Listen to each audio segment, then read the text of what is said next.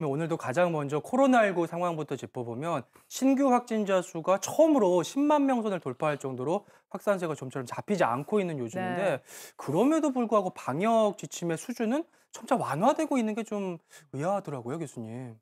예, 맞습니다. 지금 코로나19 확진자 숫자가 굉장히 급증하고 있는 상황인데 정부에서 이제 코로나19에 관련된 사회적 거리두기, 그러니까 한마디로 방역이죠. 방역을 일부 완화하겠다는 계획을 지금 갖고 있는데요. 지금 완화되는 방역 정책은 그동안 저희가 해왔었던 코로나19에 대한 사회적 거리두기 근간은 유지하더라도 네. 사적 모임 인원은 6인까지 늘리고 그다음에 식당, 카페 등의 이용 시간은 오후 10시까지 늘리는 것으로 되어 있습니다.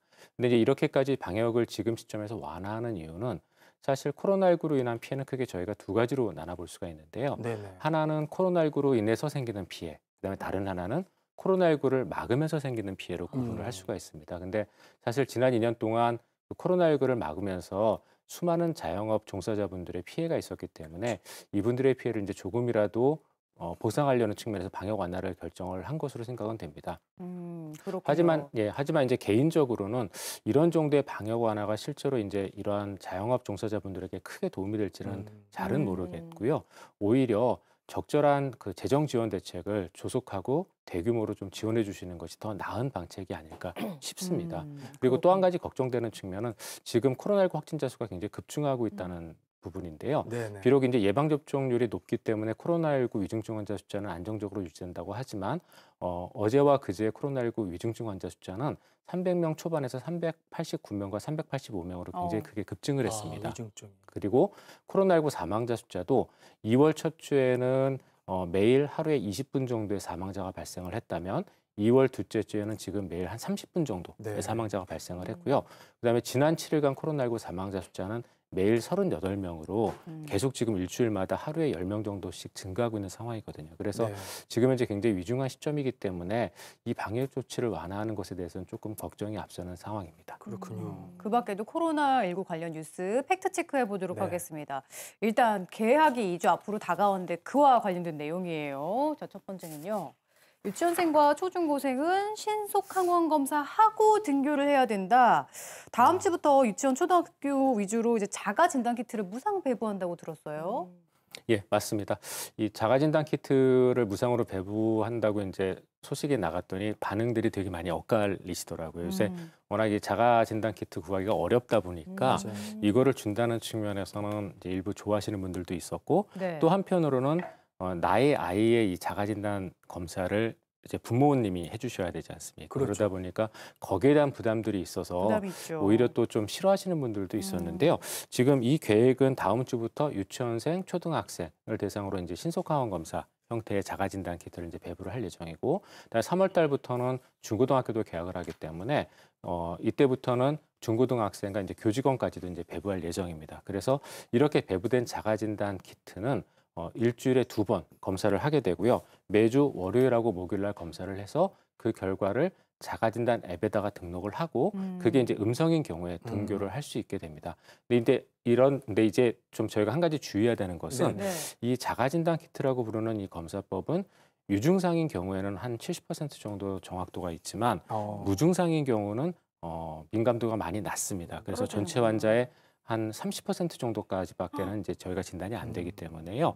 이 결과를 무조건 그 맹신하시는 거는 조금 위험할 수 어렵고 있죠. 예. 반드시 하지만 이제 말씀드렸던 것처럼 분명히 유증상인 경우에는 그나마 그래도 좀 민감도가 한 70% 정도로 높기 때문에 아이가 열이 난다거나 기침을 한다거나 또는 콧물이 나온다거나 하는 감기 증상이 있을 때는 반드시 시행을 해보고 그러고 나서 아이를 학교에 보낼 것을 권장드리고 그리고 그러고 나서도 만약에 아이가 코로나19 감염이 의심되어진다고 하면은 반드시 의료기관에 내원을 해서 진료를 받아보실 거를 권해드리고 싶습니다. 네.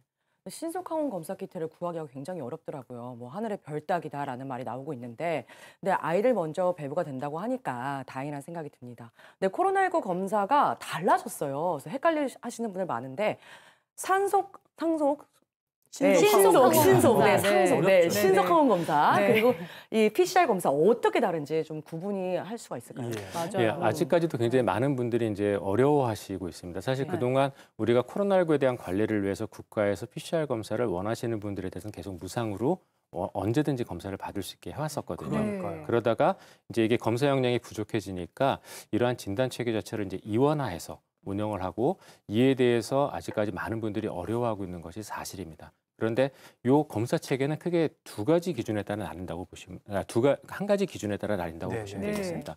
고위험군이냐 아니냐에 따라서 아니냐. 사실은 검사 기준이 나눠지게 되고요.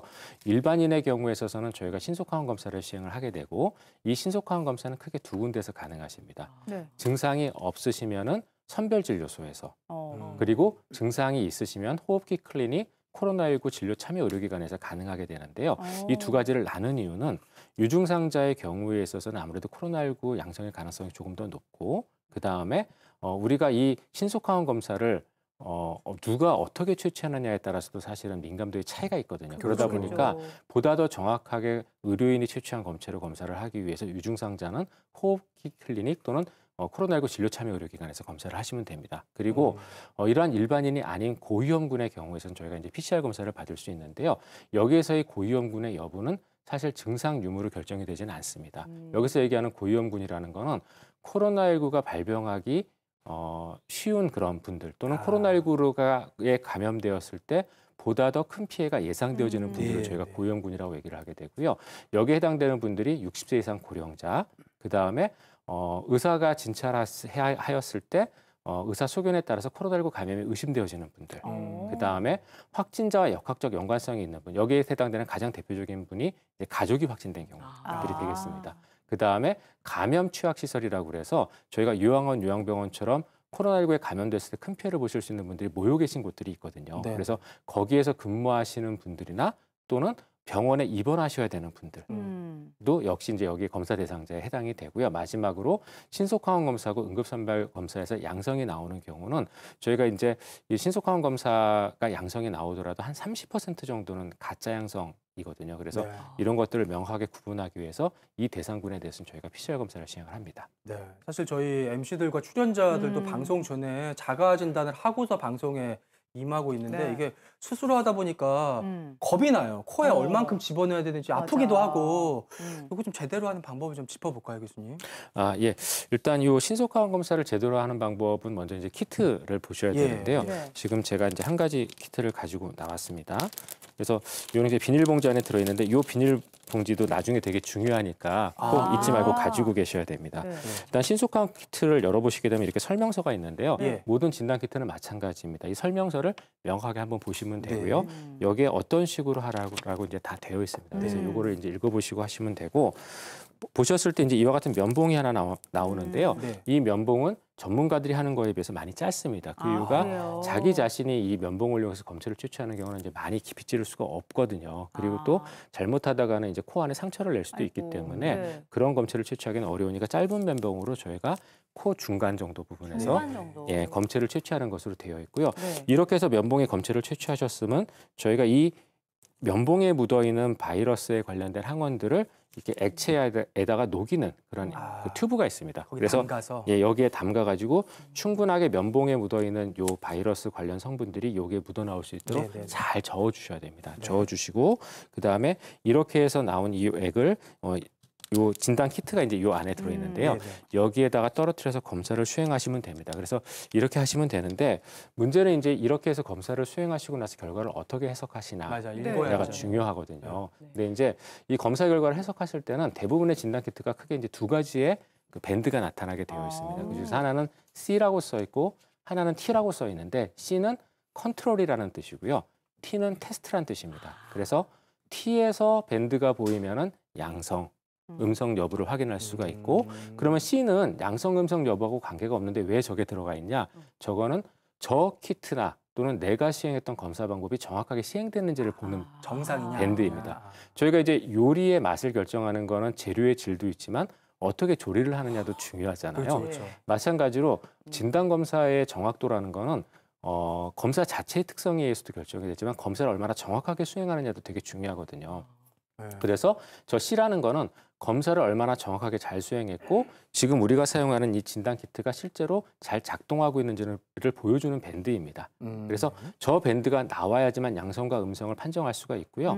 저 밴드가 나타나지 않는 저 끝에 부분 같은 경우, 저기 이제 무효라고 써 있지 않습니까? 네. 저 때는 무효. 아무리 테스트 밴드에 밴드가 있건 없건 간에 그걸 양성, 음성으로 판정하시면 안 되고 C가 없으니까. 검사 자체를 잘못했다. 네. 한마디로 요리를 잘못했으니 다시 요리해야 된다. 아. 그래서 다른 키트로 재검하셔야 됩니다. 두 그렇군요. 줄이 나오면 양성이다. 간단하게 이렇게 생각하면 될까요? 네, 맞습니다. 그렇게 그렇죠. 하시면 되고 그다음에 또 한 가지 중요한 게 아까 양성에서 하나는 진하게 보였고 하나는 되게 흐리게 보였거든요. 네. 그런데 요 흐리게 보이는 경우 되게 이제 내가 양성이라는 걸 믿고 싶지 않으신 분들은 아. 음성일 거야라고 생각을 하시는데 네. 신속항원 검사는 민감도가 낮기 때문에 아. 약간의 밴드라도 약하게 나타나면 무조건 양성으로 보셔야 됩니다. 그래서 뚜렷하지 않은 약한 밴드도 무조건 양성으로 보시고 PCR을 받으셔야 된다는 걸 기억하시면 좋겠습니다.